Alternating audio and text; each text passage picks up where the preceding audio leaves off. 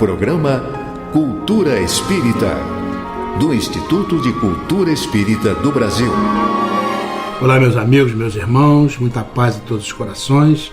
Aqui estamos com o nosso programa Cultura Espírita, do Instituto de Cultura Espírita do Brasil. Como sempre, contamos com a presença inestimável do nosso querido companheiro, nosso produtor, Assauri Franco de Moraes, que fará agora a sua saudação a todos vocês. Agradecendo sempre a carinhosa audiência de todos e pedindo a Jesus que os ampare e proteja hoje e sempre.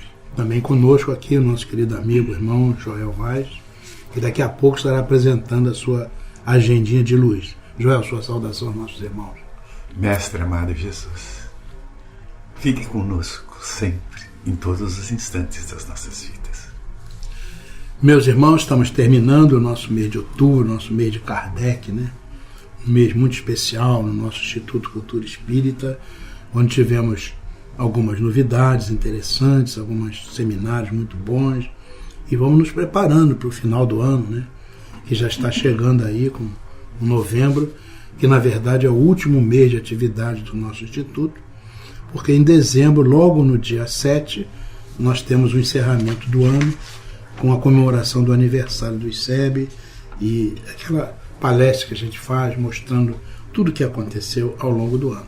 Estamos nos preparando então, novembro está chegando, lembrando que dia 2 de novembro é feriado nacional, nós não funcionamos ali na nossa nova sede, obedecidos lá aos ditames do local onde nós estamos.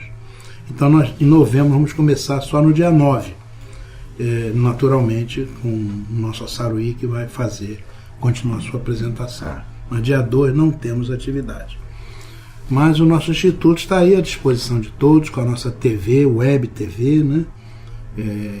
A nossa TV ICEB à disposição de todos, e podem acessar toda a nossa programação ao longo desse ano, outras atividades, muitas tarefas desenvolvidas, e nós estamos aí à disposição de todos os nossos companheiros, sobretudo utilizando essa web TV, né, que coloca a gente no mundo. Nós temos referência de irmãos nossos do Canadá, da Austrália, da Europa toda, de muitas partes do Brasil, que acessam não só ao vivo, né, durante a transmissão das palestras, mas ao longo do tempo acessam os estudos, as pesquisas. Nós ficamos muito felizes, porque é esta mesmo a atividade do nosso Instituto, a proposta, né? A divulgação da doutrina espírita. Nós estamos ali, na Rua Ibituruna 53, no Maracanã, né? Telefones 2224-1060, 2224-0736.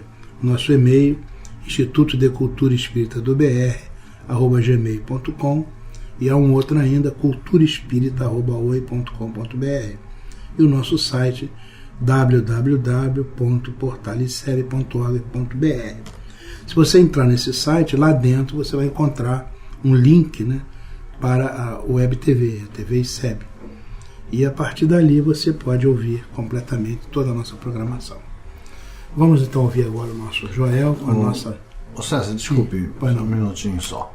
Eu tive conversando há poucos dias atrás com uma senhora que ouviu uma referência nossa aqui, no sentido de que o ICEB não era um centro espírita, e sim um órgão de difusão espírita.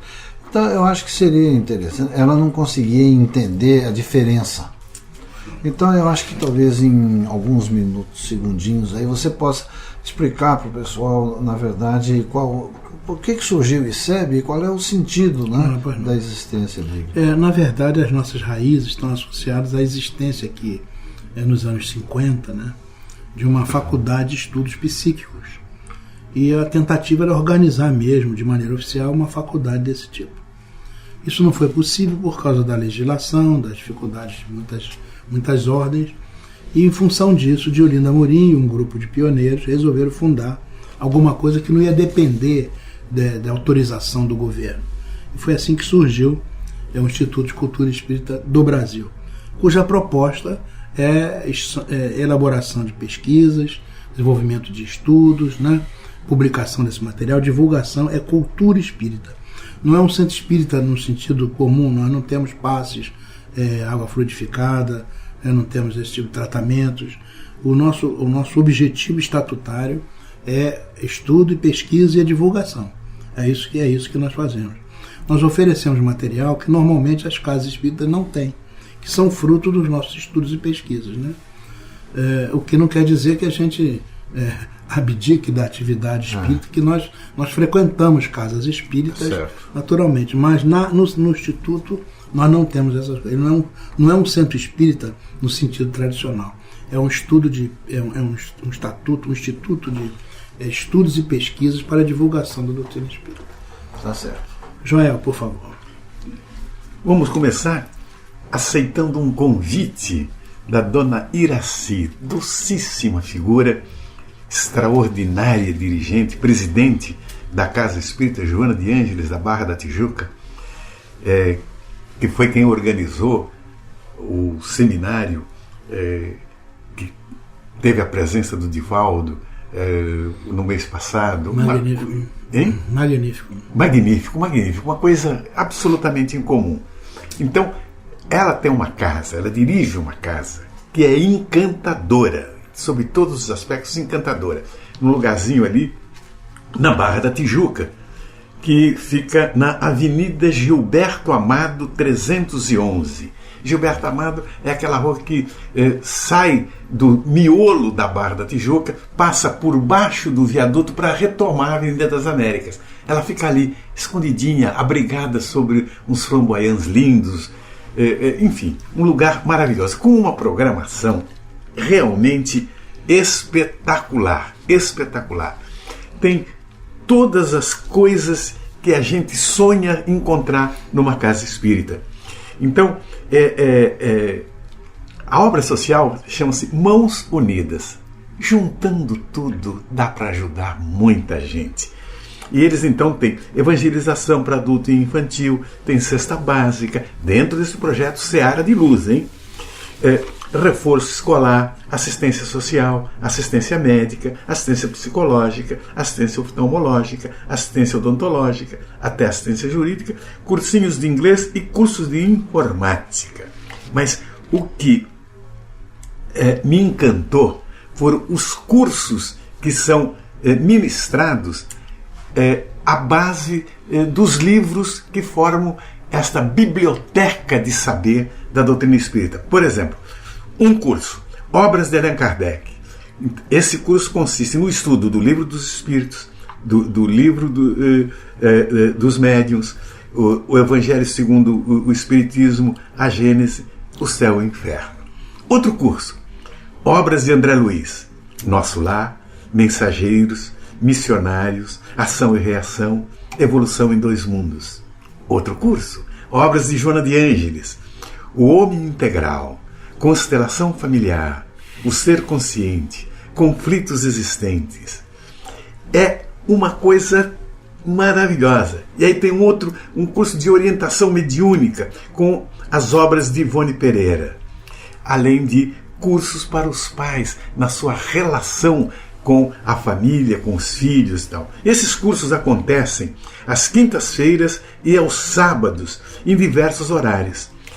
Basta se inscrever, os cursos são gratuitos e informe-se então na secretaria, ali na Avenida Gilberto Amado, 311, na Barra da Tijuca. Maravilhoso. Está encerrando o nosso mês e o Obreiros da Vida Eterna apresenta amanhã, às 14 horas, Cristo Consolador com a Teresa Viches. Beleza de palestra. E às 20 horas, Direito à Assistência para as Crianças com o Janice Machado. No dia 15 de novembro, União da Mocidade Espírita de Uberaba realiza o 3º Fórum da Mediunidade, tendo como tema central o trabalho mediúnico na Casa Espírita. A atividade do fórum tem início às 13h30 e encerra às 17 horas. Às 13h30 tem a abertura com o coral Grupo Espírita Maestro Valdemir Zanetti. Ele é de Criciúma, mas estará em Uberaba nesse período. Às 14 horas, a Joamar Zanolini Nazaré fará exposição sobre o tema Trabalhando a Desobsessão. Às 14h20, o Dr. Edson de Souza Marques falará sobre o trabalho de cura e o tratamento mediúnico. A seguir, o tema, o trabalho da psicografia, será abordado pelo Alaor Borges Júnior. Encerrando, um pinga-fogo. Os presentes poderão fazer perguntas a esse conjunto de palestrantes que estará ali à disposição de todos os convidados. E a gente já recebe o pedido de notícia para a inscrição do 2º Congresso Espírita Paraense. Vai acontecer só em janeiro, de 17 a 19 de janeiro de 2014. Mas para que as coisas possam correr bem, reservas de hotéis, transporte, etc, etc, etc, a programação social que complementa o Congresso. E é de fato imperdível. Vou só dizer o grupo que está compondo o chamado grupo de conteúdo. Dr. Alberto Almeida, Divaldo Franco, Marlene Nobre, Rangel Nascimento, Sandra Borba, Severino Celestino. Na próxima semana eu darei mais detalhes sobre esse evento maravilhoso. Um lindo dia, espero vocês no final da tarde para um passo, umas brincadeirinhas de sorteio de livros lá no Teatro Vanucci às 19h30. Todos estão convidados. Muito bom. Vamos então ao nosso intervalo e daqui a pouco retornamos, se Deus quiser. Instituto de Cultura Espírita do Brasil. Próximo. Bom dia. Bom dia. Qual é o formato de pagamento? Cartão. Ótimo. Então vamos poder ampliar a educação, a cultura, aumentar os apoios. Agora, cada compra que você fizer, você pode participar para que a Fazer o Bem aumente a sua capacidade de multiplicar as suas ações sociais em todo o Brasil. Para isso, pague as suas contas com os cartões O Bem. Prontinho. Volte sempre. Faça o bem. Peça já o seu cartão. Ligue 0800 720 7575.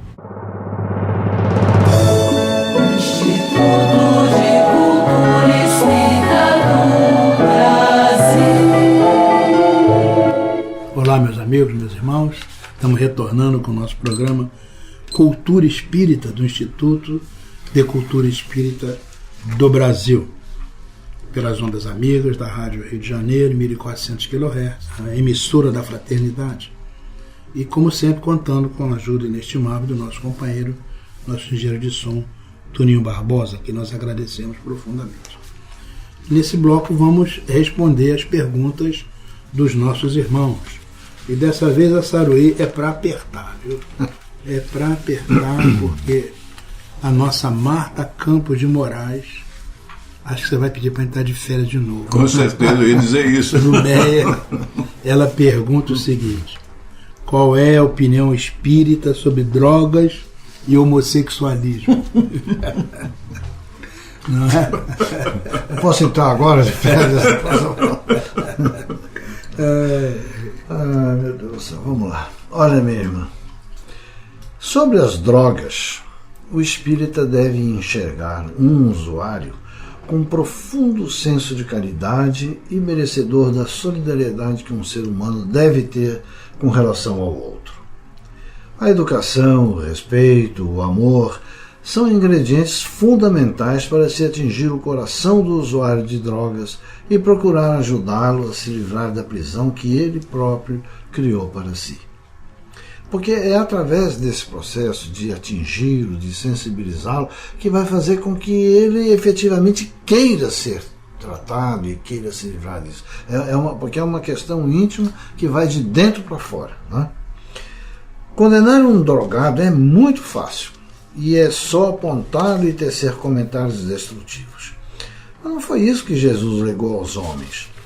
Tantos exemplos, como o do samaritano, por exemplo, indicam esse empenho pela causa do amor, e o Espiritismo, como o Consolador prometido, não pode fugir a essa missão. O Espiritismo vê sempre a possibilidade de acolher, proteger, orientar e reintegrar aqueles que se perderam nas sendas da droga, independente do credo e condição social. Então, o Espiritismo vê o drogado, né, o dependente químico, um profundo sentimento de amor, de solidariedade. E não há a menor possibilidade de se repudiar, porque seria simplesmente pegar o problema e botar debaixo do tapete, né? Então é uma questão de ajudá-lo. Eu acho que o principal tem aquela figura do Michelangelo, chamada estátua, né, chamada Pietà, em que tem Maria com Jesus no seu colo, né, com um profundo sentimento de amor depois que ele foi tirado da cruz, né? Então eu acho o seguinte: o drogado, ele é um crucificado. Não no sentido de que seja como Jesus, mas um crucificado pela vida, pela sua dificuldade de poder ter sido forte. Então ele também é um exaurido. Então eu acho que é assim que nós temos que olhar para ele e viver por ele, né? Essa questão das drogas, na verdade, elas sempre existiram, né? Sempre. A gente vê lá no passado o pessoal tomando haxixe, essas coisas, isso sempre existiu. Ópio, né? Sempre existiu. Agora, hoje é uma epidemia que envolve a humanidade toda, né? Envolve as famílias, porque as próprias famílias agora não conseguem dar tanta atenção aos seus filhos como davam anteriormente, porque as pessoas têm que trabalhar, têm que sobreviver, e as crianças desde cedo são educadas pela televisão, a babá eletrônica, né? São envolvidas por uma porção de a gente chama de são vírus que estão por aí contaminando tudo. Além disso, a droga virou uma questão econômica de grande interesse até para certos países, né, que utilizam essas coisas. É verdade. É uma questão de direito, uma questão legal, há uma porção de coisas envolvidas, a mídia muito comprometida em muitos aspectos com isso, né? Então toda coisa que está associada à comemoração, à alegria, tem droga no meio. Tem lobby no Congresso para legalização para isso. Então virou uma epidemia, né? O que a gente tem que perguntar é: isso é um equívoco? É um equívoco, é uma dor. É uma dependência, é um sofrimento, porque o resultado de tudo isso é a tragédia, é o que a gente vê por aí. O que nós, que somos aprendizes da doutrina espírita, temos que fazer? Não é uma atitude mera de olhar isso, mas não é você sair criticando, mas o que nós podemos fazer? Primeiro, dentro da nossa casa, evitar que esse problema aconteça, não é? Vamos envolver os nossos filhos, nossos netos em carinho, em atenção, em apoio, em respeito, porque a droga está na escola. Traficantes colocam droga em bala e dão bala para as crianças pequenas. Eu fui diretor de escola, eu cansei de ver isso há anos atrás. As crianças iam se acostumando com aquilo ali, e daqui a pouco virava uma necessidade, né? E eu cansei de ver jovens de boas famílias que fugiam da escola para ir quebrar para-brisa de automóvel, roubar o toca-fita para trocar por droga. Eu vi isso. Entendeu? E eram famílias de recursos, de meio, classe média alta, não é? Olha, vi prostituição, jovens que se prostituíam, se ofereciam em troco de uma cheirada, que eles diziam. É uma coisa absurda. E isso virou questão até de políticas, a países que oferecem droga para as pessoas para poder tirá-las desse domínio do tráfico. Não é? Então, hoje a droga é um problema terrível da humanidade toda. Não é? Agora, tem que haver uma programação permanente do governo, né? Dos governos, das autoridades, das famílias, das escolas. Todo mundo porque isso é uma epidemia. Isso é uma tragédia humana. Agora, nós, na nossa casa espírita, vamos tentar trabalhar o amor, o afeto. Na verdade, o drogado, muitos deles estão vindo de outras encarnações, eles já eram drogados. E só ser estimulado agora, né? E há um terrível o alcoolismo, né? Pois é. Você falou ainda agora do ópio, né? Na verdade, não tinha droga lá na Índia, mas por interesses, trabalhando a papoula, tirava o ópio, dizendo que ia diminuir a dor das pessoas, mas eles sabiam, os laboratórios sabiam que aquilo provocava dependência. Então, tirava a dor, mas criava dependência. E aí, daqui a pouco, naquela guerra chamada Guerra do Ópio, né? Isso assolou a Índia, começou a se espalhar. São interesses econômicos em cima disso. É preciso ter essa leitura, não é? Que passa por uma questão política, uma questão de organização da sociedade. Agora, nós não podemos mudar essa coisa, nós espíritas, né? Não podemos mudar o mundo, mas a nossa casa, a nossa família, a casa espírita, se comprometer com isso. Porque onde está a droga, está o desalento, o desamparo. Vamos alentar, vamos amparar, vamos educar, vamos gerar esse amor que funciona como grande antídoto contra a droga. Usando a tua metáfora de crucificação, né, da cruz, eles são crucificados pela sociedade. Porque se os governos quisessem acabar com isso, era acabar com a produção e com o tráfico. Acabou.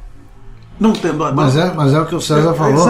É um processo econômico. Exatamente. Onde até países se recusam ao controle, porque isso vai criar um problema econômico para eles. Né? Mesmo aqui na América nós sabemos. Para não nominar nada, mas aqui tem pertinho. Bom, agora tem a outra parte da pergunta dela. Desculpe, há também a história da questão da droga, que é a subida dos degraus. Começam com as drogas ditas aceitas, o cigarro, a bebida, né? As sociais. As drogas sociais. Daqui a pouco começa a maconha. Há pouco tempo, interessante, há pouco tempo houve esse show do Rock in Rio, que foi saudado, mas chegou um companheiro de um grupo, que ele se chama Maconha, que chama Skunk, né? E ele disse assim, maconha não pode, mas o julgamento lá do mensalão pode. Você não, na verdade não tem nada a ver uma coisa com a outra, mas a multidão delirou, ululante, entendeu? São essas coisas que vão tocando. Maconha pode, só que é uma escala, a pessoa começa na maconha, não para na maconha. Daqui a pouco ela está nos ácidos, está aí, está enlouquecida, dependendo. Na verdade, nenhum dos dois pode. Não pode. Né? E personalidades que a gente respeita muito, fica defendendo, aceitando, tolerando. Não, pode liberar pelo maconha, amor que não faz de mal Deus, pra ninguém. pelo amor de Deus. Poxa. Não é? Mas tem um outro problema também. A questão do homossexualismo. Na pergunta dela, né? Bom, quanto ao homossexualismo, até por uma questão de coerência ética com uma visão cristã, nós temos que respeitar, conviver, sem a crítica destrutiva, né? E olhar os homossexuais como... E não olhar aos homossexuais como pecadores condenados. Não, de jeito nenhum. Não é essa a nossa visão. Né? Os espíritas sabem que a vida é um processo de escolha. As escolhas, elas são feitas pelo uso do livre-arbítrio, e cada um as faz segundo a sua visão. As pedras que são atiradas contra os homossexuais, elas certamente não devem sair de mãos espíritas. Não, claramente. Né? Somos todos espíritos em processo de regeneração e aprendizado. E nós não podemos nos entrincheirar entre os que estão do lado certo e do lado errado. A nossa visão é de que estamos todos na trincheira dos aprendizes. Nós estamos todos no aprendizado. Em situações, patamares, em escalas diferentes, em níveis diferentes de percepção, mas somos todos aprendizes. Né? Agora, o respeito, ele não pode obstruir a nossa visão realista. Então, esse respeito que eu estou falando aqui, que devemos ter por todos os nossos irmãos, né, ele não pode obstruir a nossa visão realista e fazer com que nos esqueçamos de nosso determinismo biológico criado por Deus. O que eu estou chamando de determinismo biológico criado por Deus? Deus criou o homem e a mulher. Este é um determinismo biológico.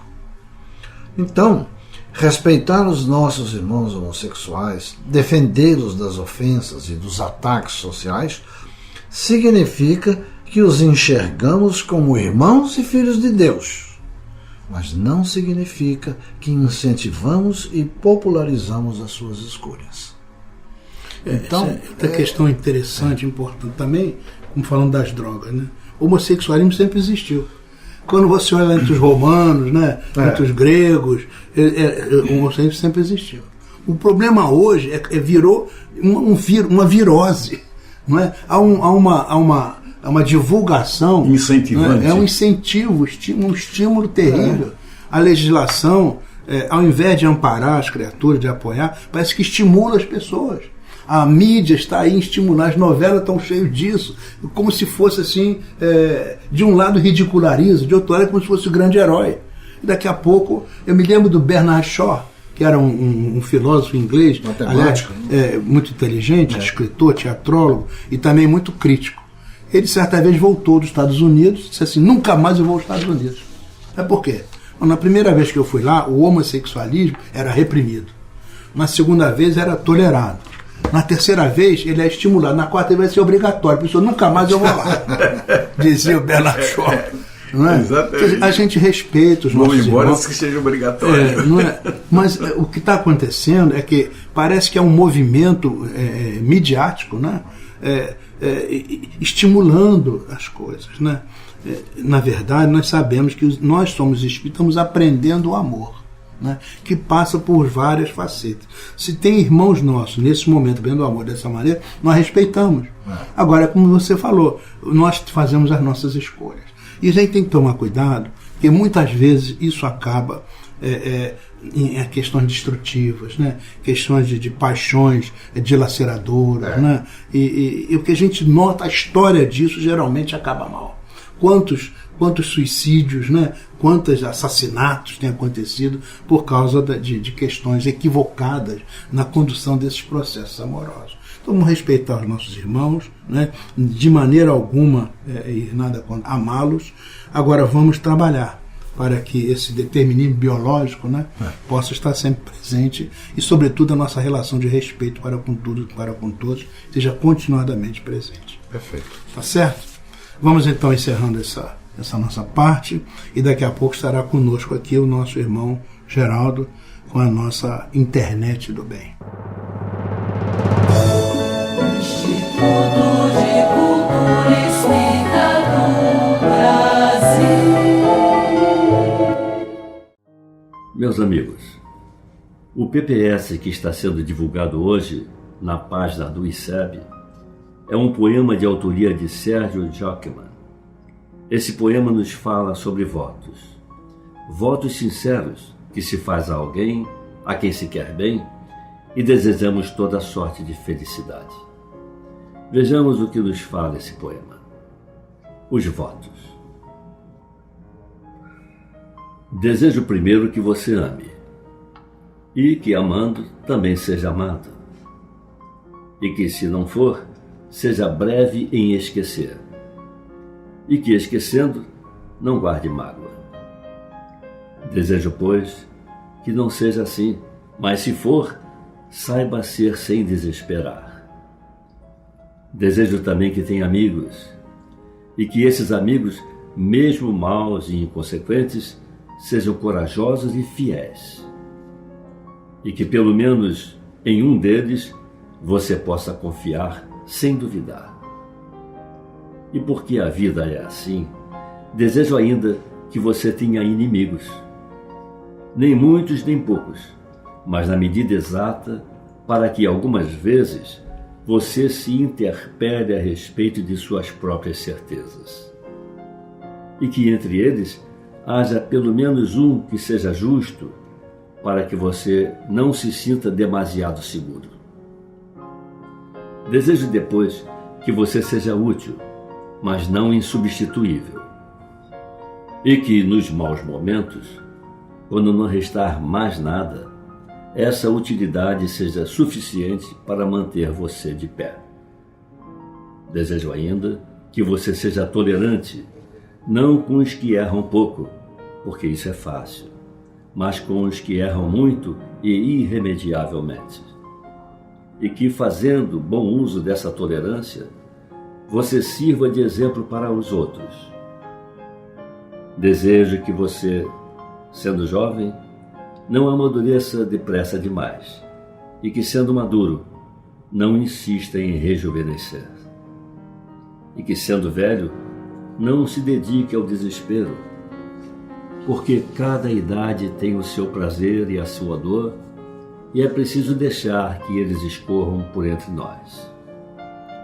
Desejo, por sinal, que você seja triste, não o ano todo, mas apenas um dia. mas que nesse dia descubra que o riso diário é bom. O riso habitual é insosso e o riso contínuo é insano. Desejo que você descubra, com o máximo de urgência, acima e a respeito de tudo, que existem oprimidos, injustiçados e infelizes e que estão à sua volta.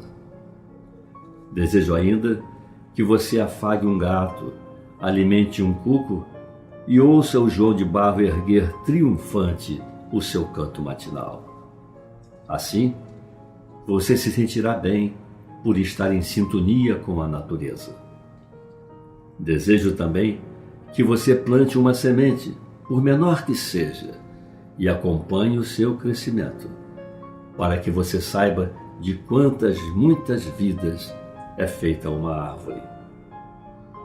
Desejo, outro sim, que você tenha dinheiro, porque é preciso ser prático, e que pelo menos uma vez por ano coloque um pouco dele na sua frente e diga: isso é meu.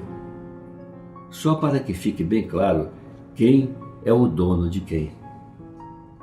Desejo também que nenhum de seus amores morra por ele e por você, mas que, se morrer, você possa chorar sem se lamentar e sofrer sem se culpar.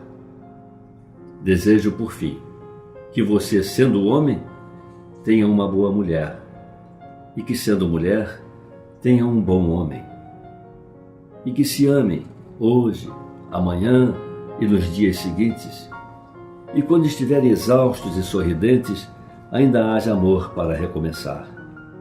E se tudo isso acontecer, não tenho mais nada a desejar. Meus amigos, esta era a nossa mensagem de hoje. Obrigado pela fraternal audiência. Desejo-lhes a mais completa felicidade, com votos de saúde e muita paz. Assim, meus amigos, meus irmãos, chegamos ao final do nosso programa, muito agradecidos pela sua atenção e desejando uma semana de muita saúde, muita alegria, felicidade e muita paz. Nosso Saruí, por favor, para as suas despedidas. Também para agradecer a audiência, o carinho, a atenção e desejar a todos muita paz nessa semana que se inicia.